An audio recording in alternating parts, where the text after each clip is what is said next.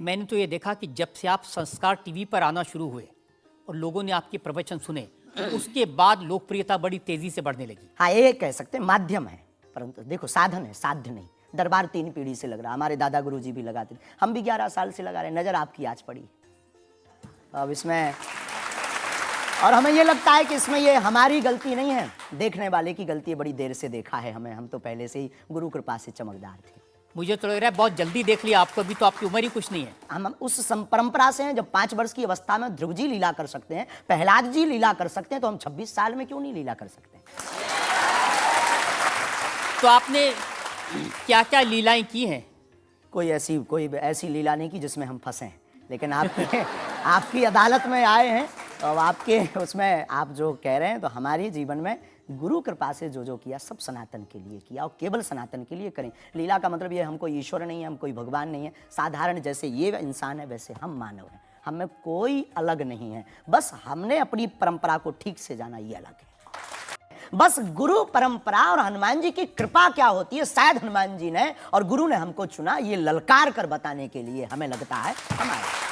तो इस देश में तो बहुत सारे लोग हैं जो हनुमान जी के भक्त हैं, करोड़ों लोग। हाँ, मंगलवार को शनिवार को मंदिरों में जाते हैं, व्रत रखते हैं, प्रसाद चढ़ाते हैं। तो हनुमान जी ने आपको क्यों पकड़ा? कुछ ज्यादा ही घनिष्ठता होगी हमारी, उनको ज्यादा मोहब्बत हम पर आई होगी। लेकिन इस करोड़ों लोगों में हनुमान जी के लाखों भक्त हैं, उन्होंने अपने लिए मांगा और हमने पूरी विश्व के लिए मांगा। हमें लगता है कि हमने और बाकियों में अंतर। देखिए, आपने क्या मांगा, इसके कुछ वीडियोस मैंने देखे हैं। वाह। आप लोगों से कह रहे हैं कि आपके पास जितना चाहे दान दे दो, अपना मकान दे दो, फ्लैट दे दो, बंगला दे दो, घोड़ा दे दो, गाड़ी दे दो, सोना चांदी, बैंक, एफडी, मंगलसूत्र, अंगूठी, लुगाई लड़का छोड़ के सब मुझे दे दो। ये हमारा डिस्क्लेमर रहता है दरबार के पहले का। लोगों को जो भावनाएं रहती हैं कि गुरु परंपरा के लोग और साधु लोग दरबार इसलिए लगाते हैं, भगवान को इसलिए रखते हैं कि ये कमाई का जरिया बनाते हैं। और हमने अपने दरबार में बैनर लगा करके, माइक पर ठोक करके बोलते हैं कि यहाँ किसी भी प्रकार का शुल्क, फीस, दक्षिणा नहीं लगता। पर अगर तुम शिष्य मानते हो अपने आप को और हम गुरु हैं, तो गुरु परंपरा के नाते अगर कुछ भी तुम दे दो, अगर आप भी इंडिया टीवी का ये हाउस हमारे नाम करें, हमें कोई दिक्कत, हमें कोई दिक्कत।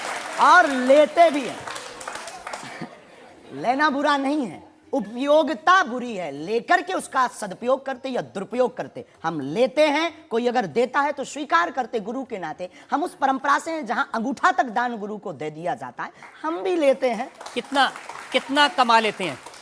हमारी तो कोई फिक्स कमाई नहीं है, क्योंकि हमारी कोई कंपनी या बिजनेस नहीं है। कोई चढ़ा जाता है, हमारे पास करोड़ों सनातनियों का प्यार, लाखों करोड़ों लोगों की दुआएं, हजारों संतों का आशीर्वाद, इतनी कोई हमारी हिसाब कमाई किताब तो रखता होगा ना कि कितना पैसा आया। जितने सनातनी उतनी कमाई, हिसाब आप लगाओ।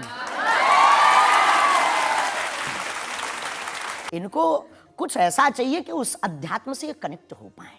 और जैसे रावण ने मुझसे फोन पे बात की। हाँ, बिल्कुल, हम वही बोलने ही वाले थे। लगता है आज हमारी शक्ति आपके पास पहुंच गई। तो हमें आपको समझाना है, रावण से फोन का बात का मतलब सबके अंदर रावण बैठा है। कोई ऐसा दुनिया में नहीं जो गलत कृत्य देख रहा, गलत कर रहा और सच जानते हुए चुप है, वो रावण की दृष्टि का आदमी। आपका ये कहना कि मेरे पास एक गधा है जिसमें वाईफाई है और वो प्लेन में भी वाईफाई चलता है, ये मजाक की बातें नहीं है। लोगों की दृष्टि से, भावनात्मक दृष्टि से देखा जाए तो ये बहुत गहरा विषय है। मजाक की दृष्टि से अगर कोई देखेगा तो देखो, जाकी रही भावना जैसी, प्रभु मूलत देखी तिन तैसी। भगवान की कोई लीला को सिर्फ रास लीला को उठाते हैं, लेकिन हम तो महाभारत भी उठाते हैं। तो अपनी अपनी दृष्टि है, हम ये मजाक में नहीं कहते। हम उनको बताना चाहते हैं कि हमारे देवी देवताओं से जो हमारे इष्ट की परंपरा की जो निशानी है, वो अगर नज़दीक रहे, गुरु की निशानी अगर नज़दीक रहे, माता पिता की बातों की निशानी नज़दीक रहे, तो बेटा कभी गलती नहीं करेगा, वो 4 चांद लगाता रहेगा। शास्त्री जी, इसको कहते हैं आप अंधों के शहर में आईना बेचने की कोशिश कर रहे हैं।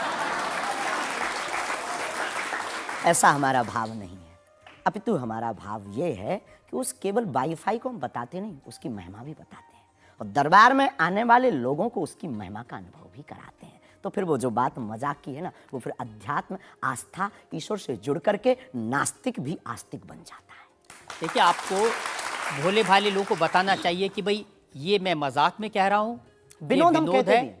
और ये मैं असल हम में बहुत कह बार बोलते हैं विनोद हम कर रहे हैं, हम बहुत बार बोलते हैं। अब कोई हमारे विनोद को सीरियस ले ले तो वो उसका निजी अनुभव है। तो अब मैं लोगों को बता दूं कि एक बार बगैर टिकट पकड़े गए थे आप रेलवे में। हाँ, ये तो बताना चाहिए, बिल्कुल पकड़े गए थे। लेकिन ये भी बताइए कि हम टीटी से ही 1100 रुपया लेकर आए थे। उसी टीटी से लेकर आए थे, जिस वाईफाई की आपने चर्चा की, उसी वाईफाई की दम पर उसके बाप का नाम बताकर लेकर आए थे। आमतौर पर क्या होता है कि संत का नाम आते ही हमारे माइंड में एक इमेज बनती है कि गाड़ी होगी, बहुत ही जो उनकी वेशभूषा होगी बहुत ही सिंपल और सरल होगी, लेकिन आपकी वेशभूषा देख के, टोपी देख के लगता है एकदम कलरफुल रहता है। आपकी दुनिया ही रंगीन है तो साधु को भी रंगीन होना चाहिए। बहुत बढ़िया, बहुत बढ़िया। जब 7 रंगों की भरी दुनिया है माय डियर सिस्टर, 7 रंगों से भरी दुनिया है, तो मुझे क्या दिक्कत है? और हम कोई साधु नहीं, हम कोई महात्मा नहीं ना, हमने चोला ले रखा है। हम एक वर्ण व्यवस्था की बात नहीं करेंगे, हम एक गुरु के शिष्य हैं और आम इंसान हैं। और अगर कोई सरनेम पूछे तो हम शुक्ल वंशीय सरयूपारी ब्राह्मण है। तो जो 7 ब्राह्मणों की वेशभूषा है वो हमने धारण की, गुरु के नाते हमने ये पादुका अपनी एक परंपरा को निर्वहन करने के लिए धारण की। और टोपी कोई आया तो दे गया, अगर आप कुछ दो बहन हमें तो वो भी स्वीकार है।